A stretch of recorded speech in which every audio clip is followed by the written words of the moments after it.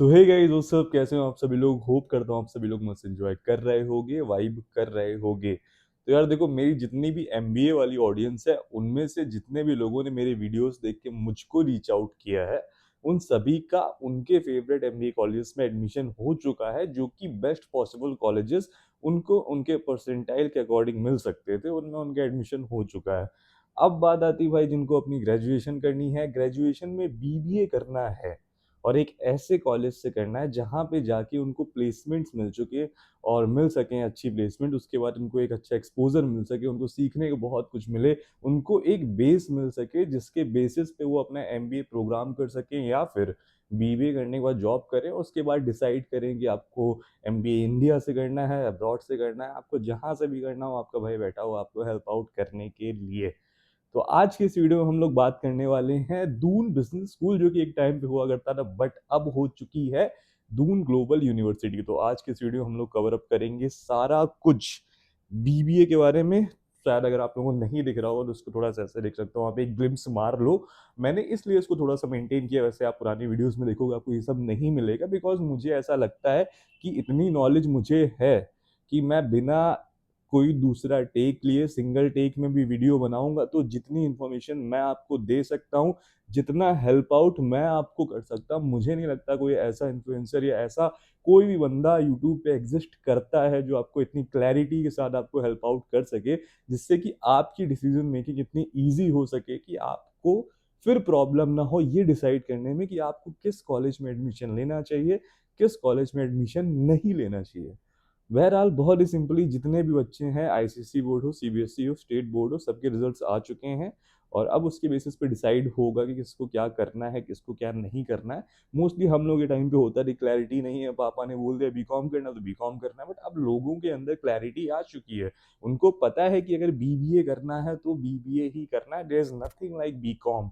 Okay, तो सबसे पहले बीबीए की बात कर लेते हैं। इनटेक सीट्स का कितना है, तो 600 बच्चों का एनरोलमेंट होता है।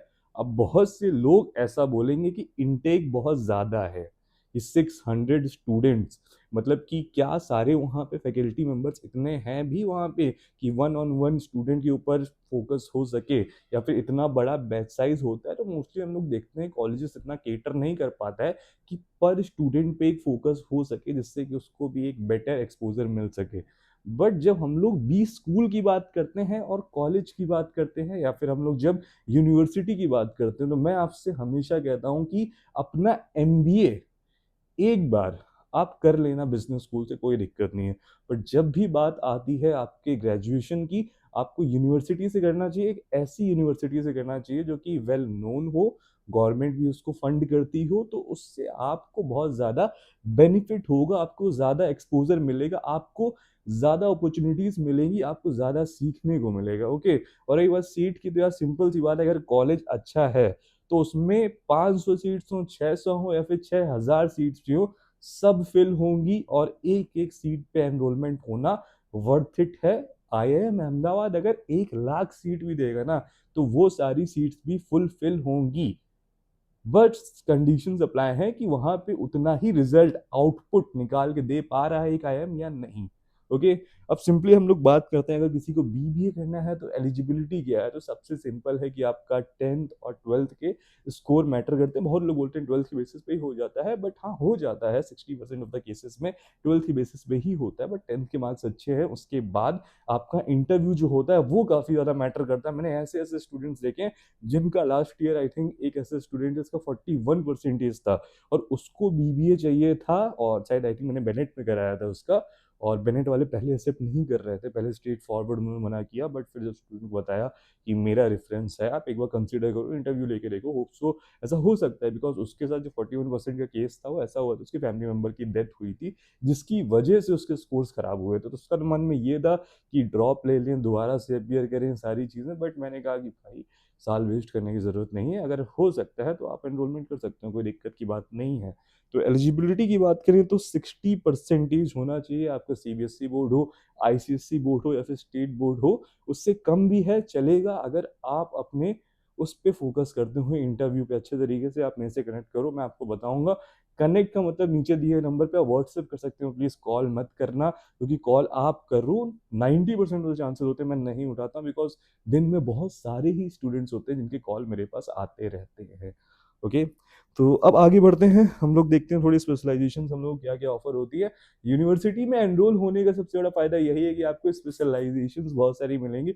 एक तो नॉर्मल बीबीए आपका होना ही होना है, इसमें आप मार्केटिंग पढ़ोगे, फाइनेंस पढ़ोगे, एचआर पढ़ोगे और सप्लाई चेन मैनेजमेंट भी थोड़ा थोड़ा पढ़ोगे, ऑपरेशंस पढ़ोगे। उसके बाद बात आती है फिनटेक की। आपको फिनटेक की जब बात हो रही तो आपको कोर फाइनेंस के जो रोल्स हैं वही देखने को मिलेगा। उसके लिए आप अपने आप को कैसे डिजाइन कर सकते हो, कैसे प्लान कर सकते हो सारी चीजों को, आपको ये सीखने को मिलेगा, राइट। अब आगे आते हैं जो कि मेरा फेवरेट है यार, बीबीए प्लस एमबीए। और सबसे ज्यादा आपको इकोनॉमिक यही प्रोग्राम दिखाई देगा। मुझे ऐसा लगता है कि अगर आपकी लाइफ में ये क्लैरिटी है कि इसी पर्टिकुलर कॉलेज से मुझे अपना बीबीए एमबीए करना है, तो फिर आप इस इंटीग्रेटेड प्रोग्राम के लिए रजिस्टर कर सकते हो। बिकॉज अगर मैं सिर्फ बीबीए की बात करूं तो 7 से 8 लाख रुपए फीस होती है। एमबीए की बात करूं 10 लाख के अराउंड फीस है, दोनों मिला दें 18 से 19 लाख रुपए फीस जाया करती है। और जब आप इंटीग्रेटेड एमबीए करते हो तो फीस नीचे लिखी हुई है, आई गेस 12.9, यानी कि 13 लाख के अंदर आपके 5 साल की फीस है और दोनों ही चीजें कवर्ड हो जाती है। मतलब कि एमबीए की फीस में आपको एक तरीके से बोनस में मिल रहा है आपको अपना बीबीए। ओके, तो अब आगे बढ़ते हैं। बिजनेस एनालिटिक्स है, एग्री बिजनेस मैनेजमेंट है, डिजिटल मार्केटिंग है और इंटरनेशनल बिजनेस है। इंटरनेशनल बिजनेस का मैं एक स्टूडेंट है, इसको अभी मैंने हेल्प आउट किया है डीबीएस में ही एडमिशन लेने के लिए, बिकॉज उसका थोड़ा सा बिजनेस भी था इम्पोर्ट एक्सपोर्ट का, तो उससे उसी रिलेटेड उसको पढ़ाई करनी है। तो ऐसे बहुत सारे स्टूडेंट होते हैं, अगर उनका फैमिली बिजनेस कुछ ऐसा है कि डिजिटल मार्केटिंग रिलेटेड है, एग्रीकल्चर रिलेटेड है, तो डेफिनेटली आप ये वाली स्पेशलाइजेशन को भी कंसिडर कर सकते हो। उसके सप्लाई चेन मैनेजमेंट बहुत बड़ा रोल प्ले करता है, बिकॉज आप अभी देख सकते हो जितने भी क्राइसिस हैं उसकी वजह से जितना भी ये सप्लाई चेन मैनेजमेंट में गैप आ रहा है, जितना भी इसमें प्रॉब्लम्स आ रही हैं, तो इनको कैसे केटर करना है, तो ये वही स्टूडेंट्स आपके लिए इस यूनिवर्सिटी में प्रोवाइड किया था। यही सारी चीजें सिखाई जाती हैं, कैसे आप सप्लाई चेन मैनेजमेंट का कितना बड़ा रोल है अपनी इकोनॉमी में, बिकॉज अगर ये हैम्पर होती है तो इकोनॉमी तक क्रैश हो जाती है। Okay, right. उसके बाद एंटरप्रेन्योरशिप है भाई, किसी को स्टार्टअप बनाना है, किसी के अंदर अगर ऐसी चुल है कि उसे 100-200 करोड़ की कंपनी बनानी है, मेरे अंदर है, मैं भी बनाऊंगा, आज नहीं वन डे जरूर बनाऊंगा। तो डेफिनेटली यार वो एम बीबीए एंड एंटरप्रेन्योरशिप कर सकता है, राइट। उसके बाद अगर मैं फीस की बात करूं तो फीस यहाँ पे नॉर्मल बीबीए की 6.6 आपको देखने को मिलती है। उसके बाद जो आपके बेसिक स्पेशलाइजेशन जैसे कि फिनटेक से करना है, बिजनेस एनालिटिक्स से करना है, फिर आपको आईबी से करना है, डिजिटल मार्केटिंग से करना है, उसका 8.1 लाख रुपीज है। फिर इंटीग्रेटेड का मैं आपको पहले ही बता चुका हूँ। ओके, अब प्लेसमेंट की क्लैरिटी मैं आपको दे सकता हूँ। देखो सिंपल सी बात है, अगर मैं आपसे यहाँ पे फेक प्रोमिस करूँ कि आप करके देखो यार बीबीए, उसके बाद आपको इजीली पैकेज मिल जाएगा 10 से 12 लाख का, तो यार वो होगा फ्रॉड। बहुत सारे कंसल्टेंट्स ऐसा कर रहे हैं, बट आप जानते हो कि मेरा वो काम नहीं है कि मैं स्टूडेंट को कभी भी मिसगाइड करूं। ओके, तो प्लेसमेंट की क्लैरिटी एक रियलिटी यही है कि 4 to 5 LP का आपको पैकेज मिलेगा। होपफुली आपको उतना मिलना चाहिए, उससे कम भी रहा करता है, बिकॉज बीबीए करने के बाद कोई कंपनी आपको एज अ फ्रेशर ही लेती है। फ्रेशर के लिए आपको 25 से 30 35 हजार सैलरी मुझे ऐसा लगता है स्टार्ट करने के लिए ठीक ठाक अमाउंट है।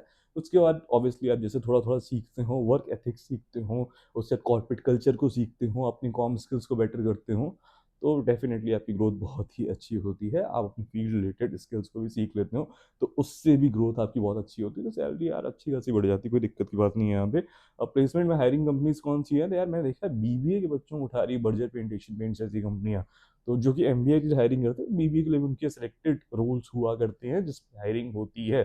उसके बाद आपको स्टार्टअप्स बहुत सारे देखने को मिलेंगे, डेलॉइट और केपीएमजी भी हायर करती है, बट मैं ये नहीं कहूँगा कि सारे स्टूडेंट्स को वो रोल्स मिल जाएंगे, बिकॉज वहाँ पे बहुत सेलेक्टेड स्टूडेंट्स जाते हैं। और टेक महिंद्रा भी अपनी वॉइस प्रोसेस वगैरह के लिए इन सब चीज़ों के लिए हायरिंग करता है।